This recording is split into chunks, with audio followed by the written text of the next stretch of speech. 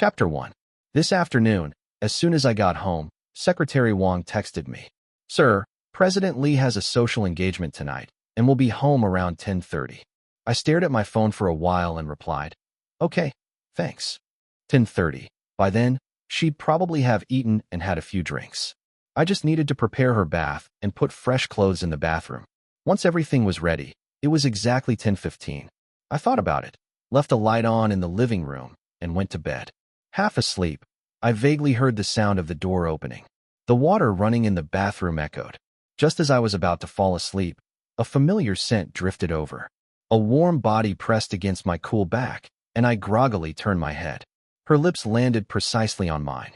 She must have had a little too much to drink. Why are you going to bed so early? She murmured, snuggling into my ear. I'm just a bit tired. But she kept holding on to me. Oh well, whenever she was drunk, she was like this. If I didn't go along with her, she'd start whining. Maybe this was the only time she was affectionate with me. Maybe it was only at moments like this that I felt like her husband. I couldn't refuse her. After it was over, it was already late at night. She fell asleep in my arms, but I couldn't sleep. I got up, poured myself a glass of red wine, and sat alone in the living room, staring at our wedding photo on the wall. When would be the right time to bring up the divorce? Chapter 2. Emily and I met in college. Back then, she was the radiant goddess, great family, excellent grades, beautiful, absolutely perfect. It was only natural that I fell for someone like her. I was pretty persistent back then too.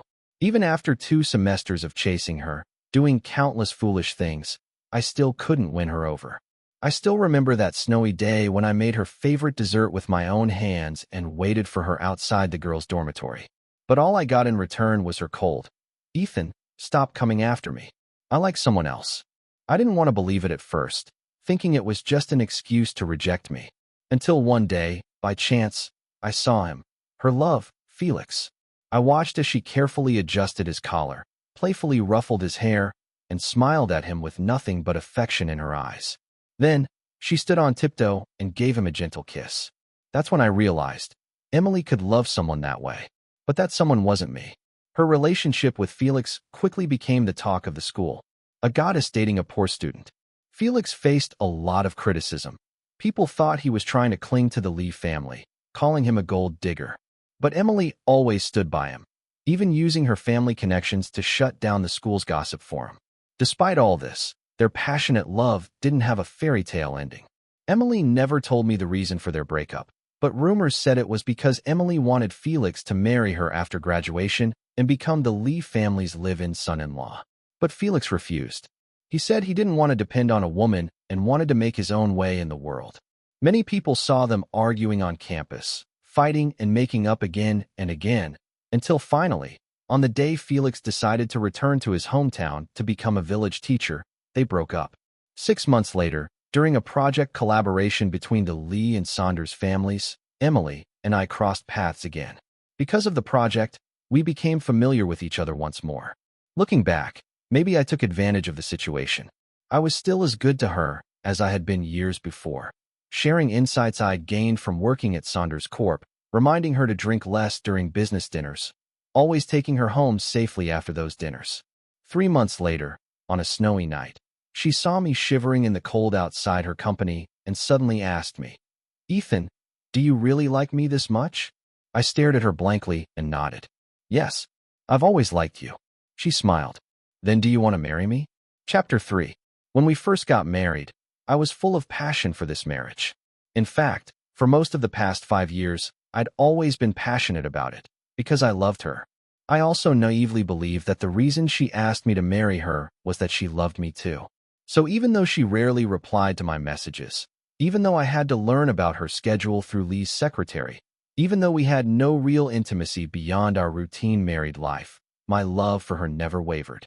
She was an only child and needed to inherit the family business, while I had an older brother, Daniel, so my life had been relatively easy.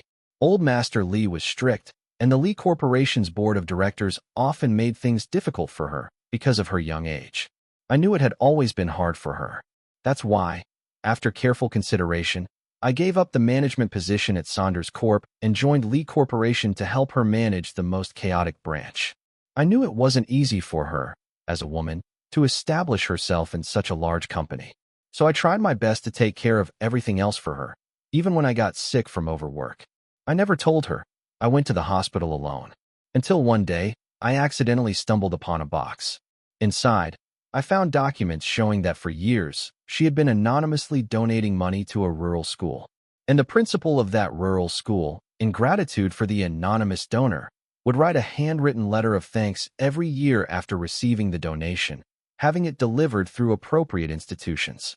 The letters were neatly arranged in the box, not a single crease. And the principal of that rural school was Felix Clark. Chapter 4. The next morning, after getting up, I asked the housekeeper to prepare breakfast. Suddenly, Emily came up behind me and hugged me. I was startled and turned around to look at her. "Are you having breakfast at home today?" She nodded. "Yeah." The housekeeper froze, staring blankly at me. I glanced awkwardly at the ingredients in the housekeeper's hands. In the past, I always asked the housekeeper to prepare 2 servings of breakfast, whether Emily would be home to eat or not, because she always left earlier than me, and I cherished any moment we could eat together. But recently, I stopped asking for 2 servings. It felt like a bit of a waste. "Well, you eat this one first," I said, plating the omelet the housekeeper had made for her. She looked at the plate, slightly dazed. "Eat it while it's hot. I'm not going to the office today, heading straight to the supplier's place, so I'll just grab something along the way," I said, placing a glass of milk down and turning to leave. "Ethan." She suddenly grabbed me, looking like she had something to say but hesitated. I turned back, puzzled. "What is it?" She stepped closer, wrapped her arms around my waist, and looked up at me. "You haven't seemed yourself lately. Is the workload at the branch overwhelming you?" she asked, looking into my eyes. "Tired? Well, I guess I have been tired lately. Tired from thinking about the divorce. I don't have any plans tonight. Secretary Wong mentioned that a new Michelin restaurant opened near the company. They serve Cantonese food, your favorite. "Want to go together?" she asked. I hesitated for a moment and confirmed. "You have time tonight?" She nodded. "How long?" She smiled. "A lot of time. A lot, really. Of course. That's great. I'll come by the office to pick you up," I said, hugging her. Suddenly, I felt a weight lift off my shoulders. She has time. That meant tonight, I could finally have a proper talk about the divorce. Chapter 5. However, by the evening, I was still waiting for Emily. She stood me up. At 5 in the afternoon, just as I left the suppliers, I received a message from Secretary Wong. Emily had something come up and wouldn't be able to have dinner with me. Over the past 5 years, this had happened countless times. I was used to it. So, I changed my clothes and prepared to have dinner alone. After eating, I reviewed a few quarterly reports from the branch, then picked up my phone to unwind with some short videos. That's when I saw Emily in a trending local video. She wasn't alone. Felix was with her. The two were sitting across from each other in the first-floor cafe of Lee Corporation's building. The person who filmed the video was probably an employee at the company. In the video, they excitedly showed off the perks of working there. You can run into our goddess boss and the famous educator, Principal Clark, having coffee together. He looks even more handsome than on TV. I wish I could go over and get an autograph. The video was posted 5 minutes ago. The comments section was full of praise. A beautiful boss and a handsome teacher. They look amazing together. So envious of the poster. "Hey, does your company still have openings? I'd love to be there in person too." I stared at the screen for a while, then turned off my phone.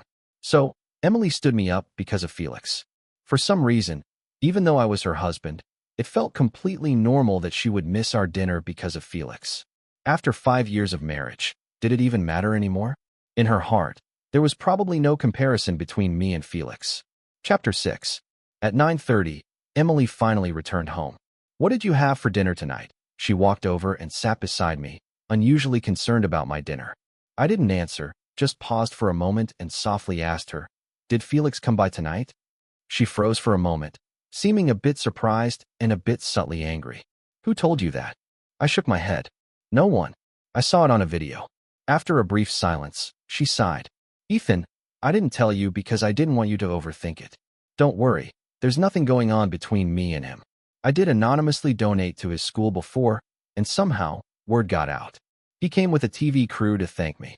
His schedule was tight, so I just did a few interviews with him. We met at the company cafe. Plenty of employees were there."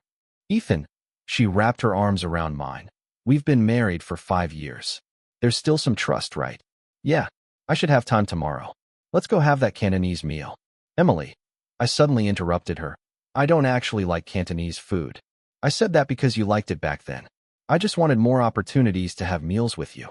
She froze for a moment. We've been married for 5 years. Do you know what kind of food I like?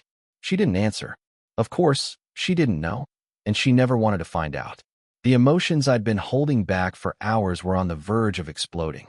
I suppressed the urge to yell at her, but still asked sharply. So, you remember that Felix loves black coffee and croissants, but you don't know what your own husband likes to eat. Ethan, she frowned. If you have any issues with me, we can talk. But don't drag Felix into this. Of course. Just one mention of him, and she couldn't stand it. I wanted to talk tonight, I said, taking a deep breath and turning to look at her. Emily, let's get a divorce. Chapter 7. The air was silent for about a minute. Ethan, Emily's eyes widened. Do you know what you're saying? I know. Divorce isn't something you can just throw out there. I know. The silence continued. After a while, Emily suddenly stood up. Maybe my tone wasn't great earlier, but you're asking for a divorce just because I met Felix? I stayed silent, realizing she was missing the point. If I were really going to cheat, I wouldn't do it like this. You've known me for 5 years. You should know how I handle things, she continued. Yes, I did know her. She'd always been strong. If she set her mind on something, she'd do it flawlessly. When she wanted something, she planned meticulously to ensure success. But did she know me? Had she ever loved me? After seeing that video tonight, the inferiority I felt back in our school days returned. The truth was right in front of me. As long as Felix was around, Emily would never see me. But at this point, for an adult to still be hung up on love or not love would be ridiculous. I just thought that after all these years of marriage, we weren't really suited for each other. She could have better options. How are we not suited? She naturally reached out her hand. Ethan, you've done so well over the past 5 years. But I don't want to keep doing this anymore. I dodged her hand. Emily's hand lingered in the air. I've already prepared the divorce papers. Ethan, she suddenly cut me off, unhappy. I've explained everything about Felix. I've promised you there's nothing more between us. What else do you want? She glared at me. If you're going to keep harping on about tonight, you're being unreasonable. You're a grown man. Stop acting like a woman clinging to every little thing. The words I hadn't yet spoken were shoved back down my throat. Oh, I guess tonight's conversation wasn't going to happen. Maybe realizing her tone was too harsh. After a moment, she softened her voice. I've been really tired lately. Don't make a fuss, okay? With that, she got up and went to take a shower. Watching her walk away, I softly muttered, Emily, I had hot pot for dinner. Did you know that's my favorite dish? Chapter 8. No way, what did you say? Divorce. My brother Daniel's eyes bulged like saucers after reading the divorce papers in my hand. Since my marriage to Emily, the collaboration between the Lee and Saunders families had strengthened considerably. I thought it would be wise to inform my brother about the divorce in advance. If you could come back to help me at Saunders Corp, I'd be more than happy. But why are you suddenly thinking of divorce? Well, sure. In the beginning, your marriage was a bit forced, but you two always seemed so loving afterward, my brother said as he swung his golf club. What do you mean by forced, Daniel? Well, my brother rubbed his temples, seemingly regretting his slip of the tongue. 5 years ago, the Lee family was in desperate need of funds. At the time, I noticed you really liked her. You were running after her day and night. So when Emily came to me on behalf of Lee Corp, I kind of hinted at something. I stared at my brother in disbelief. What did you hint at? My brother awkwardly averted his eyes. Well, I told her that if our families could become in-laws, I'd definitely be willing to help with the funds. I froze, feeling my blood turn cold in an instant. Little brother. Daniel looked at me, concerned. And what else? I pressed my fingers to my temple. What else don't I know? He hesitated. Daniel, I'm about to get a divorce. What more is there to hide? It's not a big deal, really. It's just on your wedding day, Emily's ex-boyfriend showed up. I stared at him, speechless. He wanted to see Emily, but I didn't want to cause a scene. I told him that you two were very happy together and that Emily wouldn't want to see him, so I sent him away. He scratched his head. Since there were people from the Lee family around, I'm not sure if Emily even knows about it. So that's how it was. That's how it all was. I had thought she agreed to marry me because I moved her heart, that maybe she liked me a little. But this marriage was just her sacrifice for the company, for the Lee family. The meaning behind her words that snowy night 5 years ago became clear. Ethan, do you really like me that much? Enough to force me into marriage. So she married me, but built a chasm between us. She never let me cross that line. When we first got married, I would often text her, trying to take her out or share little bits of life with her. But aside from company matters, she rarely responded. If anything came up, her secretary would contact me instead. Over time, I spoke less and stopped bothering her. Eventually, my main contact became Secretary Wong. We had a normal married life, and she would whisper sweet words in my ear, calling me Ethan over and over again. I always thought this was proof of our love. But whenever I mentioned having children, she'd say she was too busy, that it wasn't the right time. Looking back now, she probably never intended to have kids with me. After all, I was just her husband, nothing more. Last night, she asked me to trust her, assuring me there would be no further involvement with Felix. What more did I want? Indeed, on our wedding day, they'd had the chance to start over. Because of me, they missed it again, maybe for good. So what more could this sinner want? But when I fell in love with her, I never wanted this. When she was with Felix, I was envious, but I never wanted to be the third wheel, let alone break them up. I loved her because I wanted what was best for her. Yet, she'd punished me in this way for 5 whole years. Chapter 9. I wandered aimlessly down the street, and before I knew it, I found myself outside the Lee Court building. Inside my briefcase were the finalized divorce papers. I thought about it and texted Secretary Wong, telling her I was here to see Emily. I wanted the divorce. I didn't want to drag it out any longer. As I walked into the first-floor lobby, I spotted Felix. He was smiling, talking to the receptionist, and when he heard my footsteps, he turned to look at me. He was thinner than in the video, darker skinned than in our school days. Despite wearing a simple jacket and jeans, he exuded confidence, maturity, and composure. "Long time no see," he nodded at me. We went together to the first-floor cafe. I never thought I'd taste croissants and black coffee, just like the ones from our school cafe. "Here brings back memories," he smiled, still as handsome and fresh as ever. Those were good times. He started telling me about his experiences over the years. He really was remarkable. After returning to his hometown to become a village teacher, he helped many children who had dropped out of school. Now the school was on track, and he'd become quite well known. "You're really impressive," I said, genuinely praising him. He smiled. "People only see the glamorous side. In reality, I almost gave up several times back then." He lifted his cup and took a sip of coffee. "Actually, I came to see Emily on your wedding day."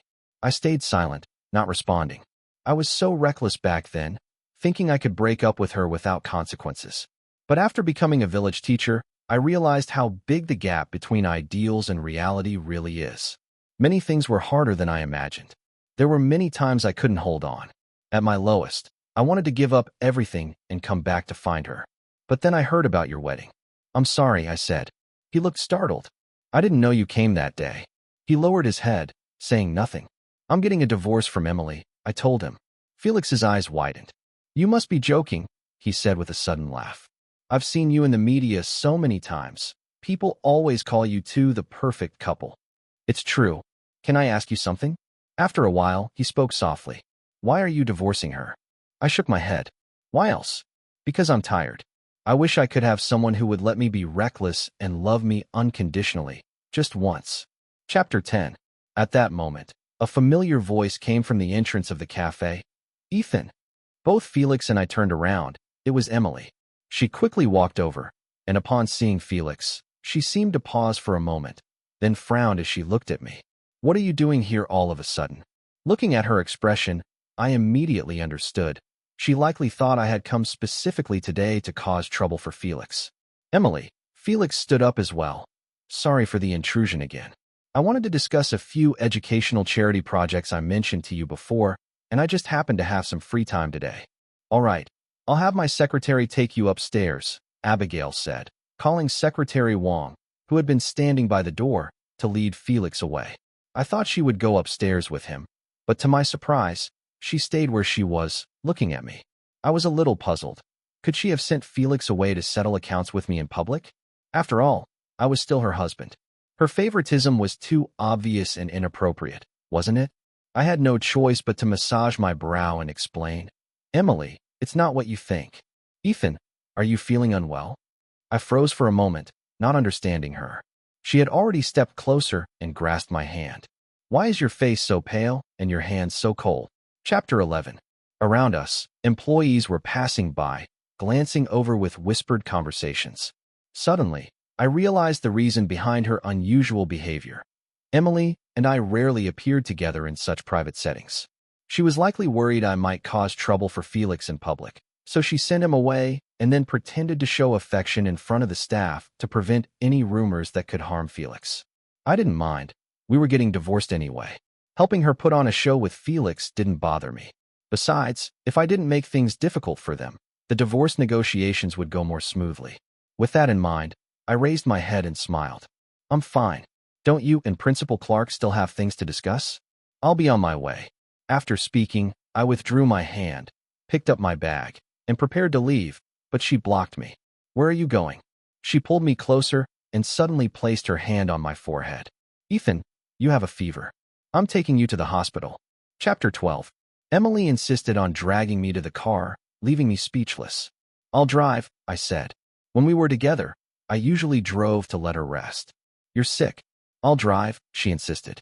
I initially thought she was just looking for an excuse to get me out of the company, but to my surprise, she actually drove me to the hospital. Nothing serious, just normal body temperature. It's your husband's hypoglycemia, though? How long has it been? The doctor asked Emily. Emily was taken aback. It's been a few years, I replied for her. Family members should pay more attention. Make sure he always has some sugar on hand, the doctor said as he wrote in my medical record. Hypoglycemia can range from mild to severe. Apart from heart palpitations and fatigue, it can lead to fainting in serious cases. Emily nodded. Okay. It's nothing, doctor. I felt like this was being blown out of proportion.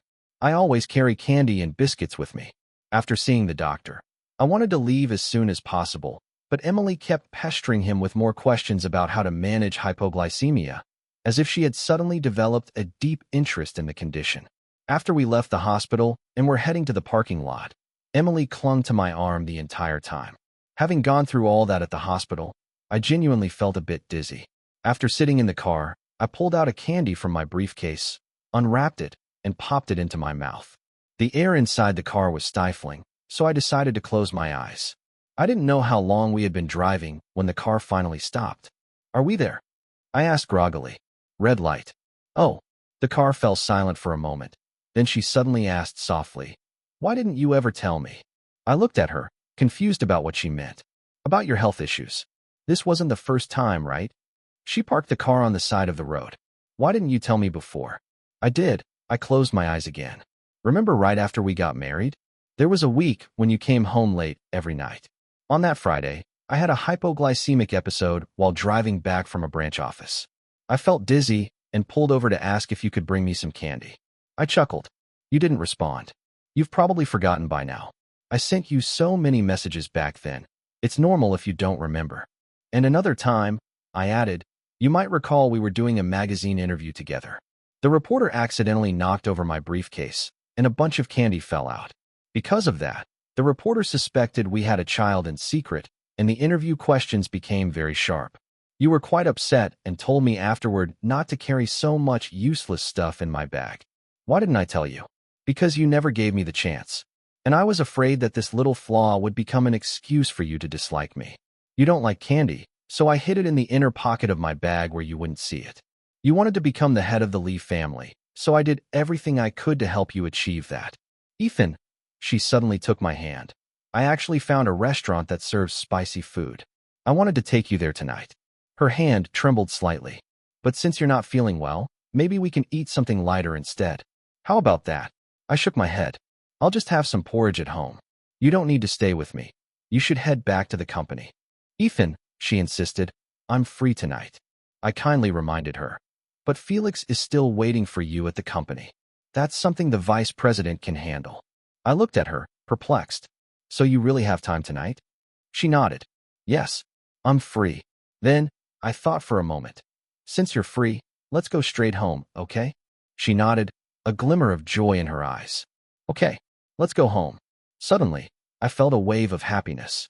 Once we get home, we can talk about the divorce. Chapter 13. For the remainder of the trip, Emily didn't say a word. She was a sharp person. I think from last night to today, she'd realized that when I said I wanted a divorce, I was serious. When we got home, I calmly took out the divorce agreement I'd spent a month working on. I've considered every detail. Our divorce won't affect the Lee and Saunders families, and I will step down from the management of Lee's subsidiary. If there's anything you'd like to add, feel free, we can discuss it. She silently looked at the divorce agreement, not saying a word. I sat across from her. I know you're busy, so I tried to be as thorough as possible before bringing this up. We can move quickly and not waste each other's time. I don't agree. She suddenly pushed the agreement back and turned her head away. I was stunned for a moment. Which part do you disagree with? I opened the agreement, perplexed. Is it the part about the shares? I've already made the biggest concession. Any less? And I'm afraid my brother. She suddenly reached out and pressed down on the agreement. Ethan, I don't agree with the divorce. She looked at me, speaking each word clearly. We locked eyes, and her expression seemed very serious. Why? I asked, but then it dawned on me. Oh, do you think that I've managed the subsidiary well over the past 5 years, and you're afraid your next husband won't do as well? Don't worry. If he's willing to put in the effort, he'll do just fine. I thought for a moment, then went to the bookshelf and pulled out 5 notebooks. These notebooks record a lot of important details about the internal workings of Lee Corporation, how to deal with the media, contact information for suppliers, and the staff structure of the subsidiary. Don't worry, I can hand all of this over to your future husband. If he needs help later, he can always ask me. Ethan, she suddenly raised her voice, her eyes reddening. I looked at her, confused. What do you take our marriage for? And what do you take me for, a job? I didn't say anything, and just turned to look out the window. How could it possibly be just a job? It was because I'd valued this marriage so much that I'd worked so hard to make everything perfect. But now, what was the point of saying any of this? Ethan, she took my hand that was resting on the table. You need to understand, we're not just work partners. We're a married couple. But apart from sharing a bed, we don't have anything like a real marriage, I said. She froze for a moment. We've had dinner together so few times that I can count them on one hand. I've sent you fewer messages than I've sent Secretary Wong. I don't know what other marriages are like, but I know I don't want this one anymore. I gently withdrew my hand. Emily, I've thought about this a lot. In this marriage, you've done nothing wrong. I was the one who pursued you, the one who wanted to marry you. For 5 years, you never cheated. It was me who held on to unrealistic fantasies about this marriage.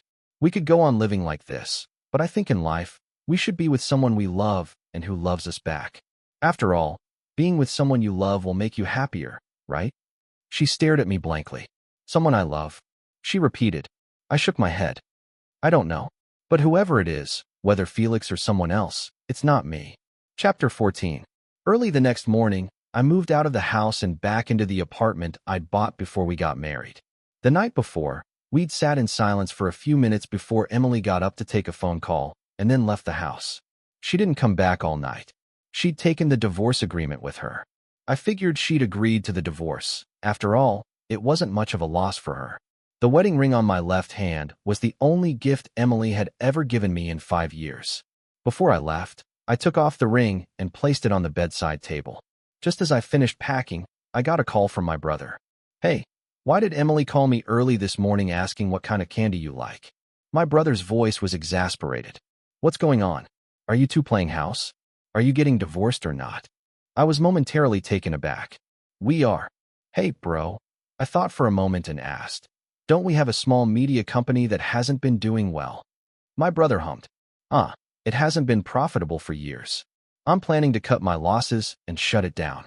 Then, I held the phone, gazing out at the expansive blue sky from the 26th floor window. Can you give it to me? Chapter 15. In the early evening, I unexpectedly received a message from Emily. Let's go to tonight's party together, okay? I stared at my phone, feeling a bit disoriented. This kind of message usually came from Secretary Wong, not from her.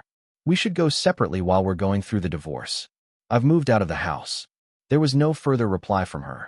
That made sense. It was what I had expected. But an hour later, when I went downstairs to get in my car, I saw Emily. I didn't know how long she'd been waiting there, but she looked exhausted, with dark circles under her eyes. I'd never seen her look so worn out. What are you? Her eyes seemed to light up briefly. She quickly walked over, grabbed my hand, but then froze abruptly. Your ring. I took it off. Why aren't you wearing it anymore? Her voice had a hint of urgency. We're going through a divorce. There's no need for it anymore, right? Ethan, she raised her voice. I haven't agreed to the divorce yet. I was confused. You haven't agreed? You didn't say anything last night. You took the divorce papers, didn't you? She looked at me for a long moment, and suddenly tears welled up in her eyes. Not saying anything means I agreed. Ethan, she hugged me, her voice trembling with sobs. I don't want a divorce. Chapter 16. Emily said she didn't want a divorce. I had imagined countless obstacles on the road to divorce. My brother, the handover of the subsidiary's management, the division of assets, but I never anticipated failing at the very first step. She didn't want it. I was almost desperate. Why don't you want it? How can you not? Isn't this the best thing for both of us? She was stunned for a moment, just about to speak, when the sound of a car horn interrupted her. It turned out her car was blocking someone's way. There was no choice. Under the pressure, we both got into her car and headed to the party together. As soon as I sat in the passenger seat, I noticed something strange. The once pristine back seat was now piled with one package after another. I bought some candy, she said softly. There's more in the glove compartment. From now on, don't hide it from me when you're not feeling well. Then, I've also put some around the house. Ethan, I've found 2 great chefs who make spicy dishes. From now on, whether it's something spicy or sweet, whatever you want to eat, I'll eat with you. I'll even learn how to cook it myself. I'll start coming home earlier so we can have dinner together. On weekends, we can go to the movies or to the amusement park. If what's bothering you is the situation with Felix, I can explain that too. The company has indeed been involved in educational charity projects for years, but the choice of schools wasn't made by me. It was based on a comprehensive assessment by the office. I didn't expect Felix's school to be chosen. I only found out recently myself. I know you may have seen those letters. Actually, they were always handled by the office. I didn't see them much earlier than you did. It was only because Father found out about them recently that I asked the office to organize them so I could take them to the old house this weekend. And about the employee at the company cafe. She used to work at the school cafe. When she lost her job, I arranged for her to work here. Felix used to work at that cafe, so she remembers him and his preferences. She seemed aggrieved. Maybe my attitude that night led to a misunderstanding, but I really think Felix is just someone from the past, someone who has nothing to do with us anymore. Someone irrelevant. Abigail. Ethan. She interrupted me. Please just listen to me. I thought about it all night. In this marriage, I know I haven't been doing well, but I can change. People who admit their mistakes deserve another chance, right? Chapter 17. By the time we arrived at the party, I still felt a bit dazed. After exchanging polite greetings with a few acquaintances, I needed some fresh air, so I went to the balcony. To my surprise, I bumped into someone familiar. Ruby, my childhood friend. I walked over. Well, if it isn't the universally praised perfect husband, she raised an eyebrow and smiled. Long time no see. Her sharp tongue never failed to rub people the wrong way. How have you been? I knew her situation as an illegitimate daughter of the Taylor family wasn't exactly easy. Doing fine. She pulled out a cigarette and offered one to me. Want one? I hesitated. Better not. You quit. If I get photographed, it'll be a hassle. After all, the media thinks I don't smoke. Uffed. How boring.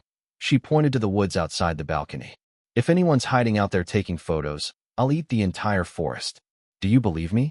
I couldn't help but laugh, feeling a little lighter. All right, give me one. That's more like it. I thought you looked like you were depressed earlier. I chuckled. Still no work for you lately? She nonchalantly nodded. Ruby, have you thought about joining my little company? I knew she had always been talented in design. What's going on? Aren't you with Lee Corporation?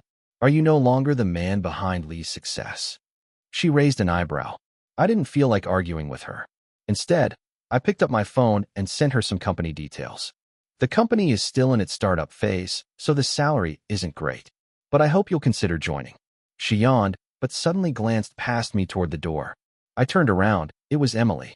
My first instinct was to stub out the cigarette. Emily hated the smell of smoke. She walked over, frowning slightly at Ruby, then looked at me. Why are you smoking? It's bad for your health, she said softly. Ruby glanced at me, then at Emily. You didn't know he smokes? Rose suddenly spoke up. He's always smoked. Emily froze.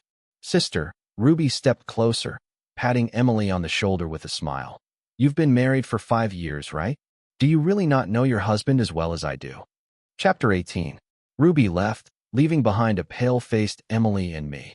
Look, I said, feeling a headache coming on. Don't misunderstand. I didn't mean to hide it from you. Over the years, there's been a lot going on at the subsidiary. You know how your uncles love to stir things up. In the beginning, it was really tough to handle. Sometimes when I was stressed and tired, I'd smoke at home by myself. After I finished explaining, her face turned even paler. I thought for a moment and added, Ruby and I already checked earlier. No one's out there taking photos. So you don't have to worry about any PR issues. You think what I'm worried about is whether someone took photos of you smoking? Her eyes were red. I froze. Isn't that what she was worried about? She lowered her head. Ethan, have I disappointed you a lot? I hesitated, unsure of how to respond. Disappointed? Of course. There's been disappointment. The more you hope, the more you're bound to be disappointed. But after being disappointed enough times, you get used to it. Now that I've made up my mind to divorce, what's the point of leveling pointless accusations? I shook my head. No, not at all. Now that the subsidiary is on track, I don't smoke that much anymore. So you can talk about your stress with Ruby, but not with me? I froze. If we're being honest, would you really listen? I asked. She nodded. My only stress right now, I looked up seriously, is whether our divorce can go smoothly. And if it could happen faster, that'd be even better. At that, Emily's whole body started trembling. I was at a loss. She had insisted I say it. After a moment, she came over and hugged me, her voice muffled. Anything but that, she said. Ethan, I can't do it. I can't divorce you. Chapter 19. Since then, Emily seemed to change a lot. Although I insisted on stepping down from managing Lee Corporation's subsidiary and took over Saunders Media, I constantly received gifts from her at the new company, homemade meals, and of course, sometimes even Emily herself would show up. It was as if the roles had reversed, like when I used to chase after her, but now it was the other way around. The young people at the company, unaware of my impending divorce, would praise her, saying I had married a wonderful wife. Only Ruby, ever since she joined my company, would give me a knowing smile whenever she saw something Emily had sent. She would shake her head and smirk. A month later, the company was working on a bid proposal. Ruby and I had been pulling late nights for days, working on a small detail. When we finally wrapped everything up, I relaxed my shoulders and looked at Ruby, who also looked relieved. She had always been carefree with her work, so I had never seen her take things so seriously before. I smiled. Ruby gave me a confused look.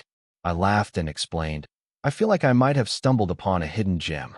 Ruby let out a small laugh. It's not that I'm just lowering myself to help you, all right? Fine, fine. I couldn't help but chuckle at her attitude. I stood up. It's late. Want to grab a bite to eat? Of course. But isn't someone coming to find you today? She paused, looking toward the door. See? I told you. I turned around, and there stood Emily. Ruby lazily packed her things and waved at me. I'm heading out. Don't forget you owe me dinner. I nodded. Got it. After Ruby left, the office was quiet with just me and Emily. She silently walked over, holding a thermos in her hand. Have you eaten? She asked softly. I have, I replied. A moment of silence followed. Emily, I think. Before I could finish, she suddenly threw herself into my arms, hugging me tightly. Emily. I stiffened, not sure what to do. What's wrong? She didn't say anything, just took a deep breath. The clock on the wall ticked away. I'm jealous. After a long pause, she whispered. Ethan, I'm jealous. Chapter 20. I never imagined that one day, Emily would hug me and tell me she was jealous. You asked me before why I didn't agree to the divorce. Do you know why?